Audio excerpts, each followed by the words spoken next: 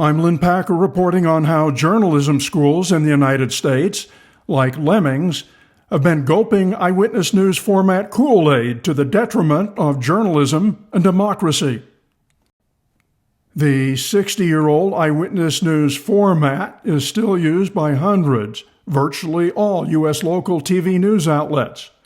Most, if not all, college J schools that have televised student newscasts use the same obsolete eyewitness news approach. There's a very strong symbiotic relationship between the educational and commercial versions of eyewitness news in that J schools train students to conform to the format, anti-journalistic flaws and all. The format was rubber-stamped by local television news outlets hundreds of times since 1968. The method quickly caught on with dozens, perhaps into the hundreds, of journalism schools across the U.S. It's how J schools are helping kill journalism and democracy. I covered the concept's history and its corrosive influence on broadcast journalism and democracy in a previous video. The link is in the description. The format's tentacles ensnared journalism schools across the country, imbuing them with the format's show business approach, including dual telegenic main anchors, dramatic theme music, banter, and an emphasis on crime and fluff stories. J schools across the country, one after another, cloned the eyewitness news concept, including its worst flaws. These are merely a few of the dozens of journalism school student broadcast news shows that mimic the format that's been adulterating commercial, local, and national television and cable news for decades. The concept's tentacles even reach J schools overseas, like the City University of London. To give you an idea of the format's J school flavor, here's one example from Washington State University's nightly student news show, named in honor of famed broadcast journalist and WSU graduate Edward R. Murrow. Here's a 1-minute sampling of short clips extracted from one of its broadcasts, picked at random, showing the typical eyewitness news open, music, dual anchor, reporters shown in the field, and happy talk. From the Northwest Public Broadcasting Studios on the campus of Washington State University, this is Murrow News 8. Hello and welcome to Murrow News 8. I'm Brooke Bovenkamp. And I'm Sam Fulton. Downtown is partially open since yesterday. Our reporter Avian Martinez is out there right now. Avian, what's it looking like? Cougs and residents alike have long awaited for this moment. That moment being the reopening of downtown Pullman. Now, I'm gonna say it. And of course, we hope that everyone comes down and enjoys what we got to show you and businesses. And speaking of snow, I've heard some rumors that we're going to see our first snowfall this weekend. BG, can we confirm or deny those rumors? Unfortunately, we're gonna confirm them. Yeah, it's gonna be a cold one this weekend. I really wish that it would. And we've got a birthday on the desk today. Happy birthday to you. Happy birthday. Broadcast journalism schools became eyewitness news-centric factories, assembly lines that crank out reporters and anchors prepared to enter the old media, linear TV news business. 10 years ago, New York University journalism professor and media critic Jay Rosen talked about that too close connection between universities and TV news outlets. He said, "The symbiotic relationship among journalism schools and newsrooms worked well for 50 years. What the news industry wanted from the J School was simple. Send us people we can plug into our production routine tomorrow. The industry and the journalism professionals who did the hiring wanted people who could sign the forms from HR, learn where the bathrooms are today, get put on an assignment tomorrow, and return with a finished story that could run. Newsrooms loved it because the university was doing their training for them." Over the decades, Eyewitness News became sanctified, gospel for television stations and journalism schools. It became the way broadcast news must be done, not to be questioned. Summarizing the main points this report is going to make, instead of J schools helping stop the collapse of local and national journalism and the decline of democracy, they're contributing to it. They're part of the problem, not the solution. Instead of condemning the eyewitness news concept and its unethical practices, J schools sanction and teach it. J schools, instead of terminating the newscasts and adopting a digital-first curriculum, keep teaching linear broadcast news delivery that's at death's door. Journalism schools are straddling two incompatible worlds. Their priority is the near-death world they should have abandoned more than a decade ago, where news is delivered over the air and by cable. They only pay lip service to the new media world, where news is delivered online, often through websites. Let me explain it the way a coach might draw it up on a blackboard. Old media is over here. It's the way most J schools teach broadcast journalism and how legacy television presents news. Old media is suffering loss of revenue and loss of audience. Over here is new media. It's a world that is gaining audience and where billions of ad dollars are migrating. Follow the money and the audience. Abandon old media for new media. Go all in digital. J schools should terminate linear appointment TV, eyewitness news formatted student newscasts. No broadcasting, no cable, for that matter, no print. Just digital. No sets, no anchors. Fully transition news reports to online delivery. Prioritize news gathering. Stop experimenting with crackpot remedies like solutions journalism, citizen journalism, and immersive journalism.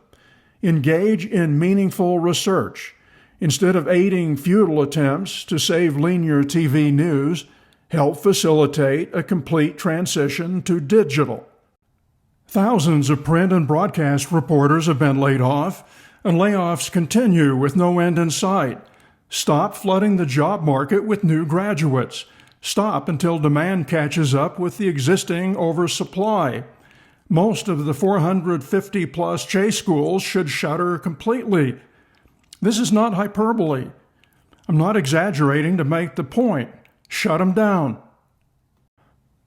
Donald Trump's momentous second-term victory, coupled with the meltdown of legacy news outlets, has taken America's news and democracy crises far beyond the acute phase. The Trump re-election debacle revealed the dominant power of new media, disinformation, and propaganda on the internet. America's badly failing journalism schools collectively have done far more damage to journalism and democracy than Donald Trump. If they had done their job, especially beginning in the 1980s, Trump today would be little more than a New York scam artist and playboy. You've probably seen it, Northwestern University Medill Journalism School's News Desert Chart. The Medill report shows local news deserts expanding. It says the loss of local newspapers is continuing at an alarming pace, deepening the local news crisis. Medill also conducted an extensive survey to get a handle on the growing number of ghost newspapers, those that operate in name only and that have virtually no original local reporting. My opinion, Medill has vastly understated even what it says is a real and growing crisis. Plus, Medill itself, as a J school, is contributing to, not helping solve the crisis.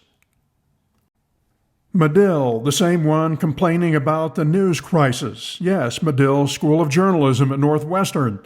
It has a student television newscast that uses the eyewitness news format. It's like the other J school lemmings. Here are some short clips taken from one of its newscasts. It's your news right now.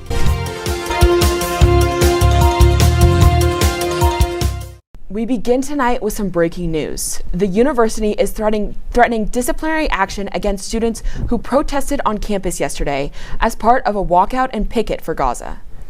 The purpose of the protest was to come together in solidarity over the lives lost in the Middle East and continue calls for Northwestern divestment from Israel. NNN's Lance Wilhelm was at the scene yesterday during the protest. Lance, lay out exactly what happened. Yeah, Ellie, I'm here at The Rock, where the walkout started at 1 p.m. yesterday. And right away, right on the dot at 1 p.m., in fact, Northwestern University. What you just saw is Medill's execution of the Eyewitness news format. Dual anchors, a news open with drama-inducing music, a so-called toss to a reporter who is live at the scene.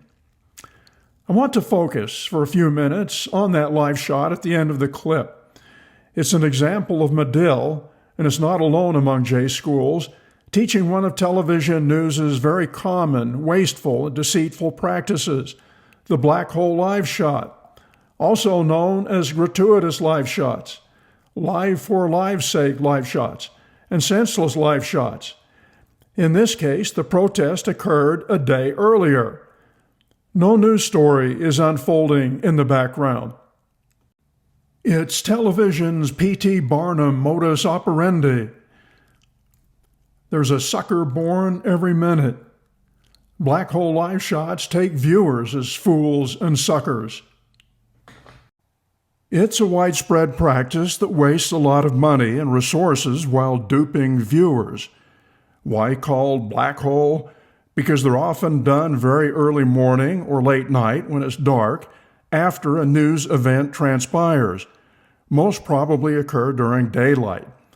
There are also black hole stand-ups, recorded and inserted into news packages.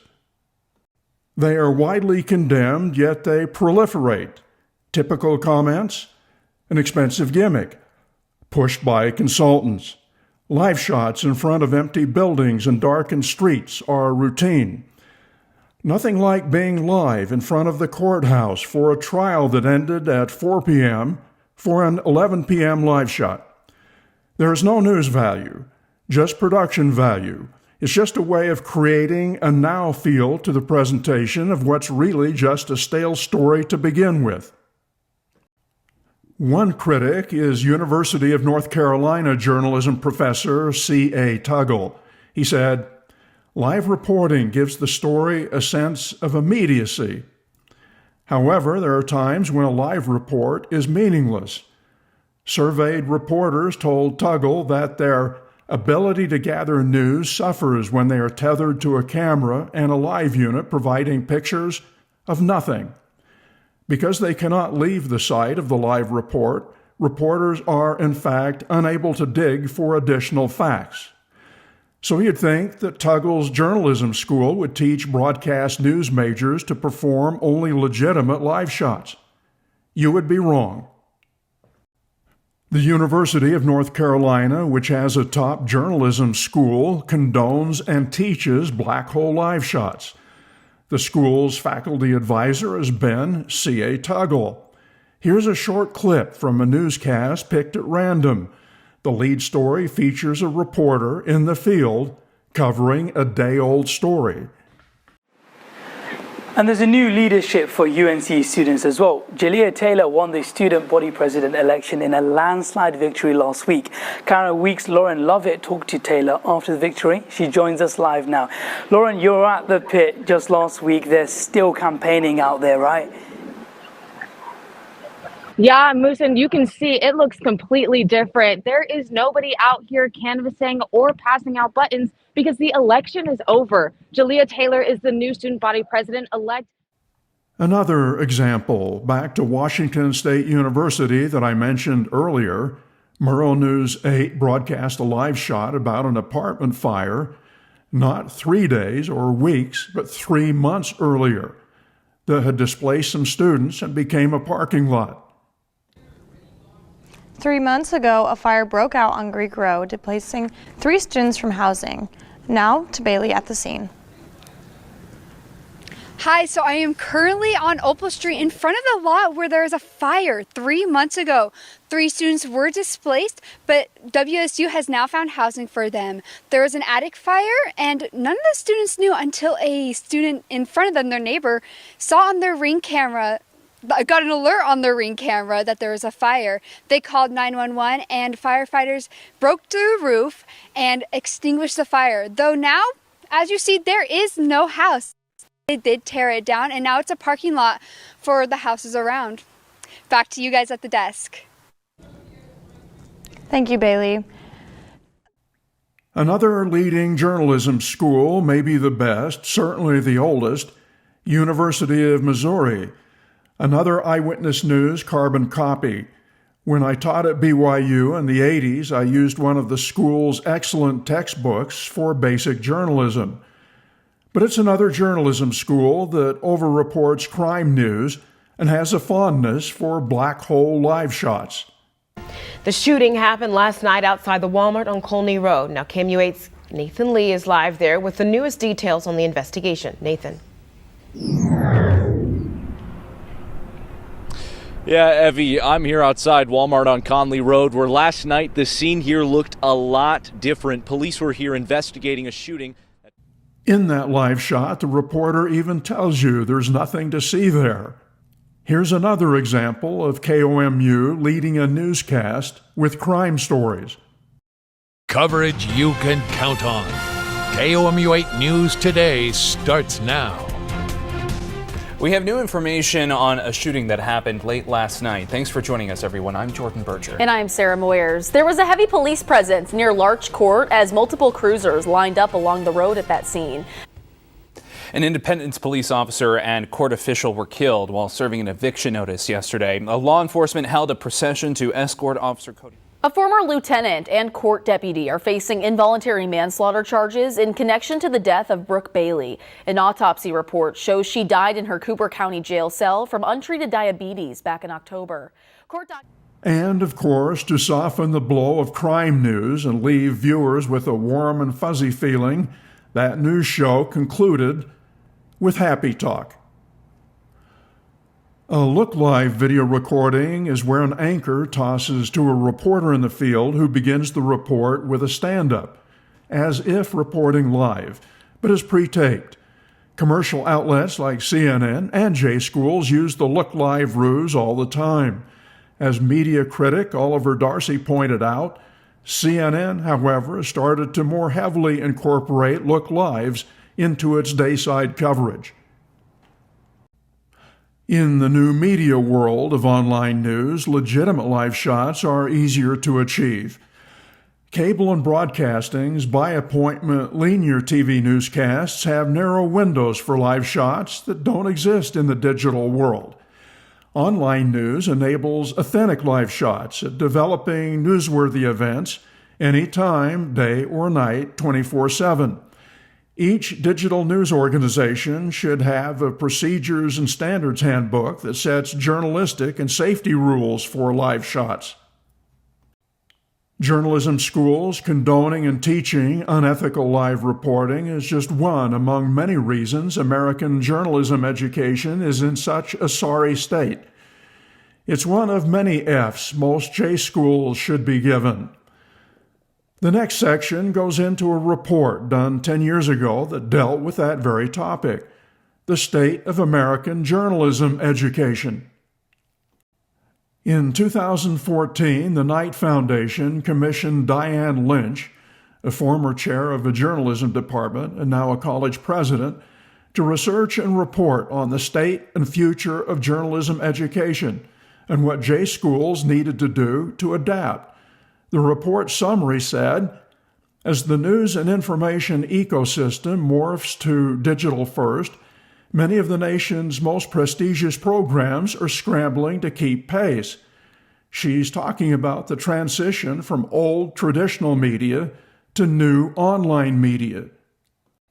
I'm going to quote from the third of 6 sections of the report, The State of American Journalism Education.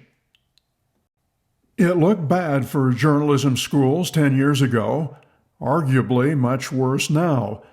Former Medill Dean Bradley Ham, interviewed for the report, talked about the transition from legacy to online. He said, "We have played almost no part in the transition.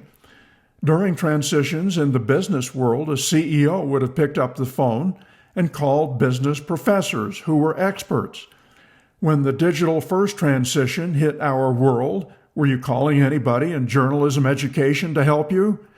If you wanted leadership, you would have gone to the students." Paul Grabowitz, interviewed for the report, was a seasoned old-school newspaper reporter. Yet he led the futuristic digital first movement at the University of California, Berkeley. He minced no words. "I would tear the whole thing down. The whole curriculum and the way it's structured do not make any sense. You just have to blow it up. The key is how the kids are going to work in digital, not in newspapers, not in broadcast. You can't plant your flag in the old world and then add the digital stuff on after as a layer. It's got to be digital first." Grabowitz died just after the report came out. Today, there's still no sign any J school has put digital first. The next section centers on the J school that claims to be the best in the United States, the Walter Cronkite School of Journalism at Arizona State University in Phoenix. There's smoking gun proof that even the purported foremost J school is doing far more to harm journalism than good. My previous report, that's linked in the description, suggested Cronkite's name be removed from the students' newscast. As I reported, the late revered CBS News anchor Walter Cronkite adamantly opposed the Eyewitness News approach. I said Arizona State dishonors him by calling its Eyewitness News formatted broadcast Cronkite News. I recommended their new show be renamed after the consultant who popularized the format, Frank Magid. Why single out the Cronkite School? For one, ASU cites awards the school gets that establishes itself as number one, ahead of highly regarded Syracuse, University of Florida, and USC. The school contends it's the nation's leading mass communication school, ranked number one by the Broadcast Education Association. The learning environment for Cronkite students is unmatched by any journalism program in the world. Cronkite News is what has made the Cronkite School the best, fastest moving, and most innovative J school in the nation. And it says because students work under award-winning professional journalists, Cronkite students are ready to compete in the news marketplace at a higher level than any of their peers nationally. An Arizona Republic article explained how ASU became the gold standard in journalism. Plus the awards. Cronkite students garner 23 awards in BEA Festival of Media Arts competition, and Cronkite students win 11 Rocky Mountain Emmy Student Production Awards. In 1984, ASU's journalism program was renamed Walter Cronkite School of Journalism. In '89, students began a once-a-week TV news show. In 2001, the newscast was renamed Cronkite News Watch and expanded to more days. In 2008, the school moved to the new Cronkite building. ASU said it was building the newsroom of tomorrow. It cost $71 million, plus millions more to equip and run. Christopher Callahan was the Cronkite School's founding dean. At the time, he said, "The world has changed. It's a digital world." He created the Knight Center for Digital Media Entrepreneurship. He appointed Eric Newton, a leader in the digital transformation of journalism, as innovation chief to drive disruptive innovation and experimentation. Cronkite News will serve as a testbed for news industry innovations and experimentation. With all the references to digital, you'd think Cronkite was leading out in the difficult but imperative transition from traditional linear media to the digital world, from broadcasting to non-linear streaming. But no, not even close. At the time the Cronkite School was expanding, Dean Callahan knew reporters across the U.S. were being laid off in droves. He said, "Scores of veteran reporters, editors, and photographers are being laid off or taking buyouts." And he knew his school's graduates could take some of those jobs because they were cheaper labor. He said, "Graduates are landing jobs at newspapers and television stations because they are cheaper to employ than veterans." Let me repeat that. Graduates are landing jobs at newspapers and television stations because they are cheaper to employ than veterans. It's an extremely cynical philosophy behind the Cronkite School's anchor reporter factory.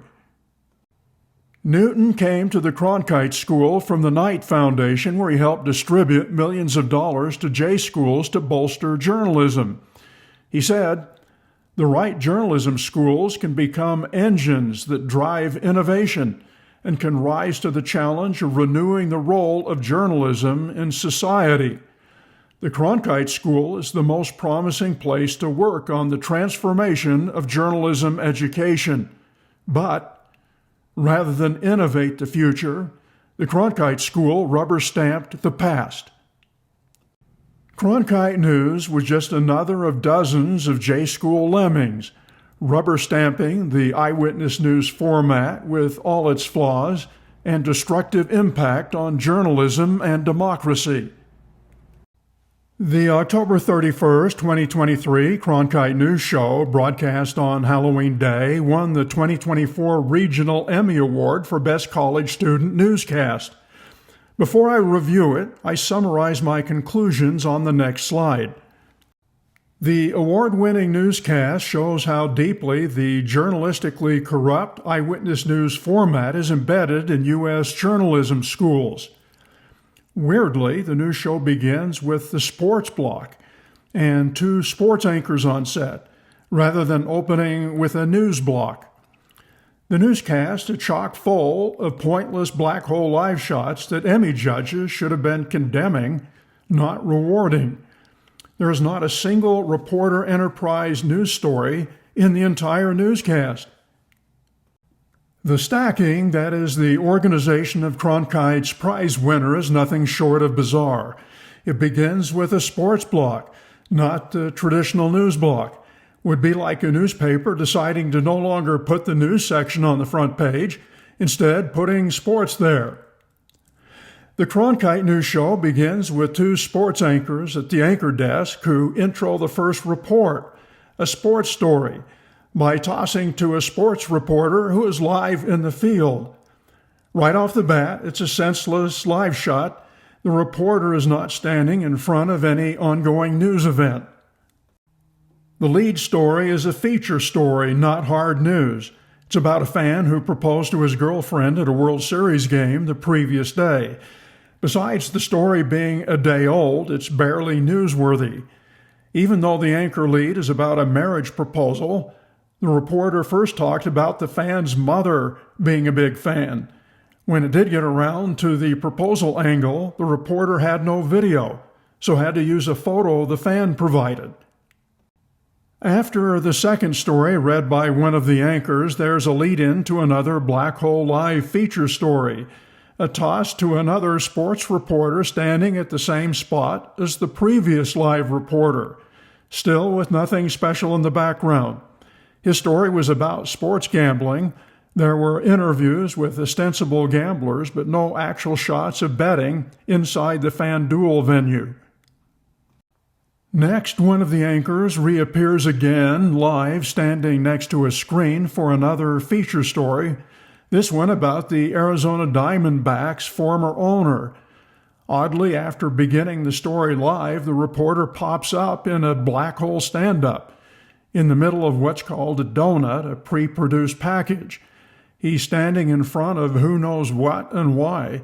Then he's live again at the end of his piece.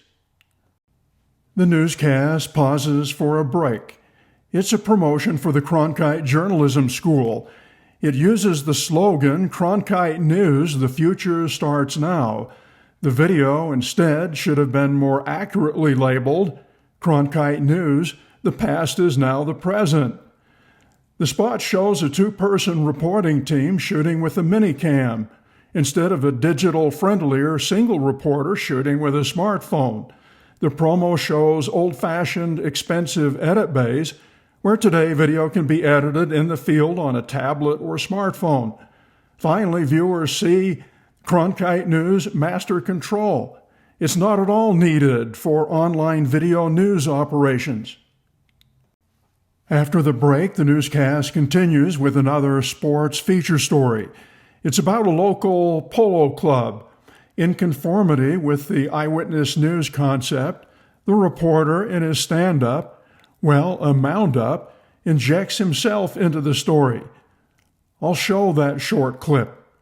Beginning lessons start with some of the basics. Martine teaches you how to get comfortable, learn the fundamentals of the game, the strategy behind the game, and the different types of swings. It's now more than halfway through the newscast, and there's a brief weather forecast. Finally, the news block. The two sports anchors toss to the single news anchor who's in the newsroom next to a display. His first story is about the federal government suing Grand Canyon University for misleading graduate students. The story is an anchor reader with no cover video based on a press release. The second story comes from a local newspaper article about a state official agreement to continue passing through federal funds to Arizona schools. It's another anchor reader that uses file footage that has little to do with the story and is a distraction, as generic footage often is. The third story, another anchor reader, is about a court decision that allows Arizona doctors to challenge the state's abortion law. This story uses file footage of a pregnant woman getting an ultrasound. Using video of an ultrasound to cover a story about abortion was extremely reckless.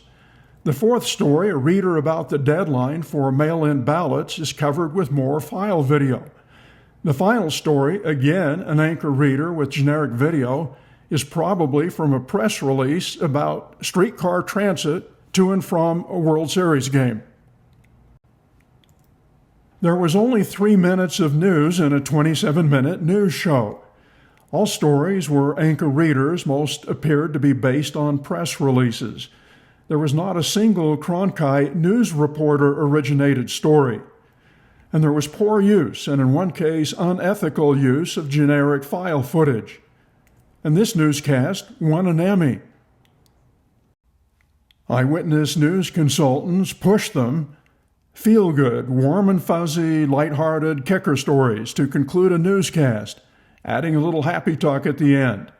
Here, the two sports anchors intro a story about a pumpkin. It was Halloween Day. It was carved to look like Walter Cronkite.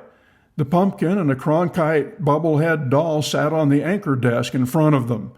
They tossed to a reporter appearing live on set. It turns out it was the reporter who carved the Cronkite face into the pumpkin. She reports about herself. The newscast ends with happy talk about the pumpkin. That, in summary, was the best J-School newscast across the country. Cronkite News' compulsive use of meaningless live shots is very much in keeping with its role as a factory for broadcast-ready anchors and reporters. That's what local news outlets want. Here's a 1:30 clip of live shots from the same Cronkite newscast, every one of them useless. One of the most turbulent wildfire seasons. Hannah Lawrence just returned from Mesa with more. Hannah? That's right, Clarissa. Dry conditions have fire officials on high alert going into this wildfire season. But today they were doing... But this time it affects the future of Arizona's students. Cronkite News reporter Brittany Bade is live in downtown Phoenix with the story. Brittany? Cassie, that's right. Arizona is one of 45 states that teaches under the Common Core standards, but now a new bill. As unrest in Ukraine continues, American leaders have been meeting to discuss action. Cronkite News reporter Jillian Idle joins us live from our Washington, D.C. bureau with the latest information. Jillian? Officials have been meeting throughout the week in the Senate. Promising new therapies and grim statistics. The House Committee on Health heard both today in a presentation of the state of cancer in Arizona. Cronkite News reporter Kimberly Horiza joins us with the details. Kimberly? Yes, so the leading cause of death in Arizona is lung cancer. This bill actually has to do with space travel in Arizona. Reporter Crystal Story returned from the state capitol where the space travel bill was heard. Crystal? That's right, Cassie. Space travel for people like me and you is no longer. That's it for Cronkite News Watch tonight. Thanks for joining us. Good night. As bad as the Cronkite newscasts are, where the Cronkite J School has gone completely off the rails is its emphasis on immersive journalism. The school tells prospective majors, be part of the nation's #1 mass communication school and gain access to immersive programs. Cronkite thinks immersive journalism is the future.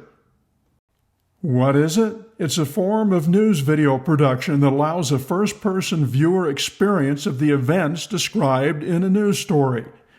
It puts viewers directly into an event, giving them a sense of being there, allows them to personally engage with a story, often using a mouse or headset.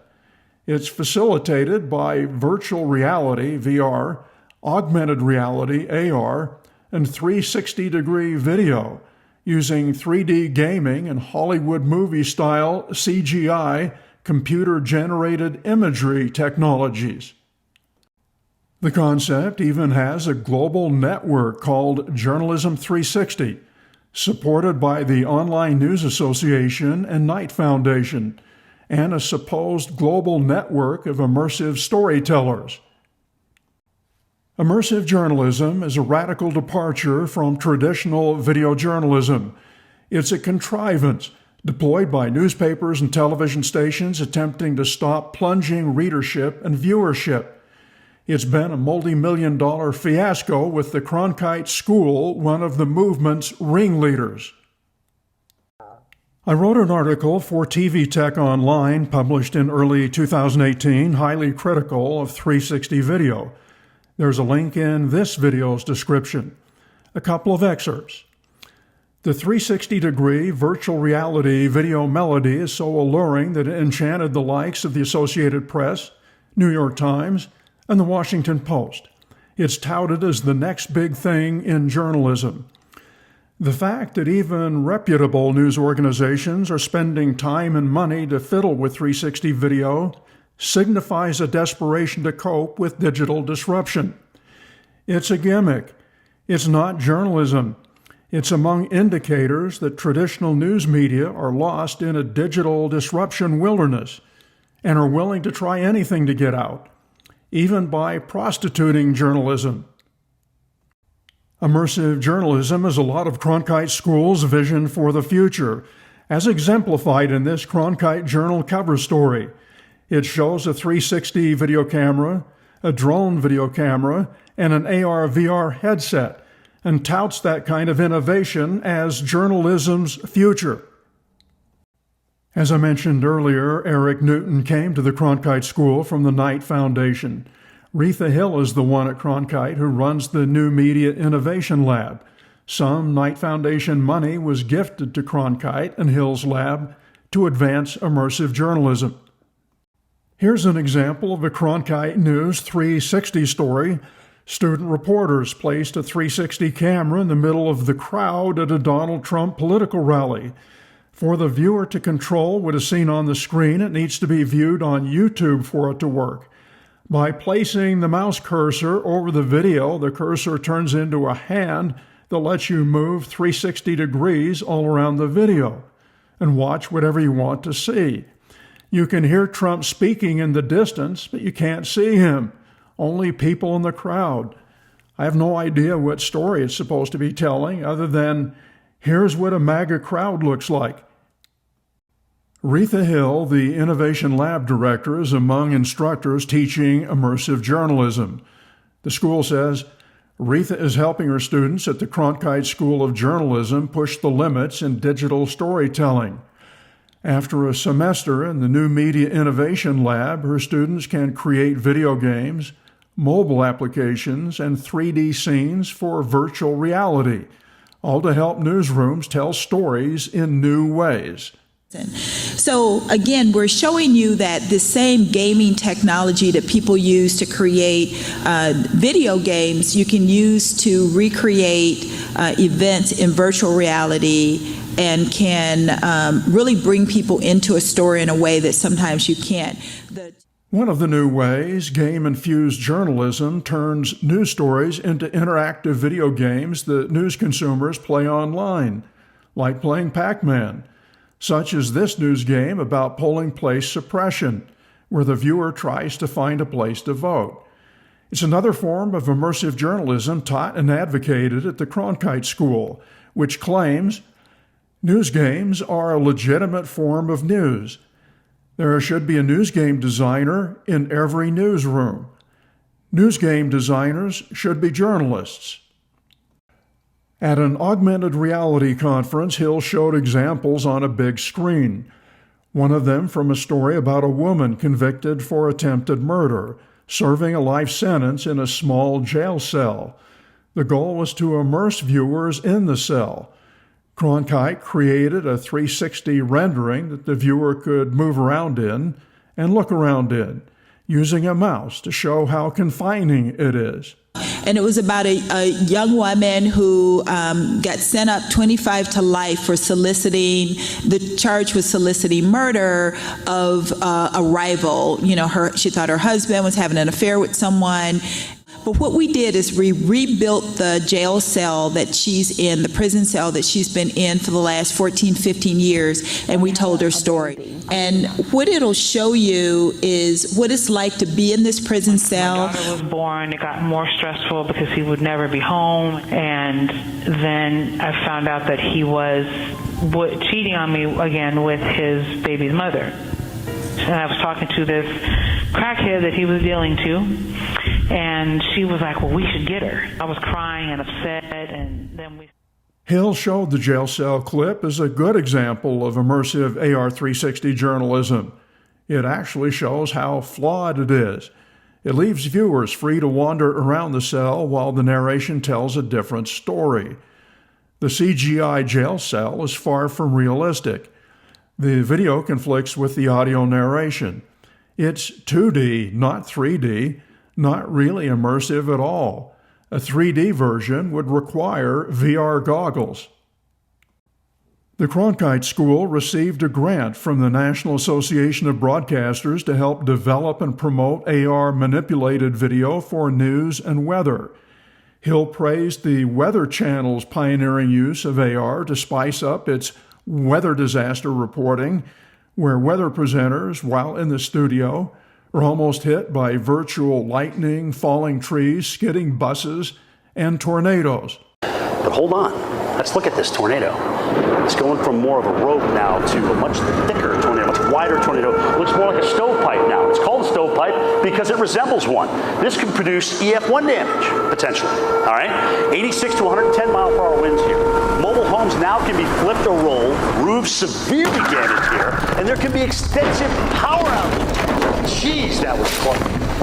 And so let's stop it right here. When you got a tornado like this, power lines are going to fall. I love this because this is an example of what you can do in augmented reality. Now I reported before about CBS News' recent multi-million-dollar rollout of news and weather AR at a time it's laying off reporters. Goofy-looking weather presenters walk around on weather maps and interact with virtual weather props. One of Cronkite School's Emmy winners was a news story titled Homeless Solutions. Reporter Tabitha Bland inserted a virtual image into her stand-up to jazz it up. Just 4 months ago, this exact street behind me was covered with tents, property, and people. Now, following the cleanup, it looks like this. The tents have been packed. The property has been moved. but the people only have so many places that they can go. The CGI inserted shelters and junk add pizzazz to an otherwise boring stand-up. It's especially unethical in this day of online images being manipulated with AI for propaganda and deception. Yet, this story won an Emmy. Before Tabitha Bland graduated last spring, she was one of Cronkite's star students. In good Eyewitness News format fashion, she used stand-ups to insert herself into stories, choreographing some of them, all the while racking up awards and improving her employability. Tourists enjoy traditions like warm clam juice. And that business is what powers the seafood industry all the way from the tables to places like this. Usually the teams head out here in the evening, but as you can see, the sun is actually rising right now. And what time is it? 7:20! 7:20 in the morning. They're out practicing, getting ready for their next race. It's obvious Bland choreographed the outrigger story action in order to time her Q&A with those paddling by. It may have taken several takes. Another Cronkite student directed and choreographed this stand-up that included some cheerleading at the end. To get ready for games on Saturdays, the NAU Lumberjack Marching Band starts earlier than you think. For the football team, each week they present a different opponent, while for the marching band, keeping a fresh routine is its weekly challenge. Go Lumberjacks!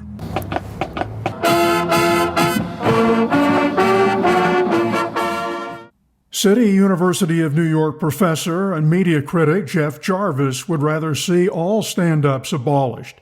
He wrote, "The stand-up has zero journalistic value. It wastes time and resources trying to fool us with stand-ups at sites where news occurred 12 hours before and where there is nothing left to witness or report. It turns the world into a mere backdrop for entertainment." But some of Jarvis's colleagues did not get the message. City University of New York's affiliate journalism school, Hunter College, has a student newscast. And yes, it uses the Eyewitness News format, including stand-ups, apparently with no journalistic value. Very little escapes the Eyewitness News tentacles. But I digress. Back to the Cronkite School Eyewitness News anchor reporter assembly line. Cronkite News star Tabitha Bland is yet another graduate coming out of the J School factory, well prepared to be hired by any Eyewitness News formatted local TV news operation, ready to hit the ground running. Bland announced it herself on social media. She was very quickly hired by WMTV in Madison, Wisconsin, taking the step from student anchor and reporter to professional reporter and weekend anchor. WMTV, the station she joined, is a stereotypical, if it bleeds, it leads, Eyewitness News formatted station. I picked a newscast at random, and the first story was about a day-old fatal fire, and the second about a murder suspect still not arrested. The station's website favors crime and disaster news. WMTV is among 180 TV stations owned by Georgia-based Gray Media. Gray Media, like many other big media conglomerates, is in financial trouble. Its publicly traded stock has been in precipitous decline the past 4 years, plummeting from $23 a share way down to just over $3. Penny stock territory. All the while, the Dow Jones Industrial Average has been trending upward. One reason for the stock price plunge is that Gray Media carries more than $5 billion in debt, money it borrowed to buy more stations. And like other conglomerates, Gray Media has been steadily laying off employees to service that debt. Late last year, Gray workers were hit with another wave of firings. A couple employees commented on social media. "If you live in a market where Sinclair, Nexstar, and Gray are your only choices, I feel for you. That's where deregulation and overexpansion of these companies has gotten us. News that's less local, and a revolving door of college graduates replacing experienced staff. For my hardworking friends who are still employees at Gray, I wish them luck in getting out and going to a company or changing to a profession that actually values them and pays them a decent wage. This is going to happen to every group. It's a dying industry with rapidly declining revenues. And so the slow walk toward the inevitable burial of linear television news goes on, with symbiotic partners, J schools, and broadcast news outlets, hand in hand, still drinking Eyewitness News Kool-Aid, joining in the death march, taking journalism and democracy with them to the grave. That's the end. Thanks for watching.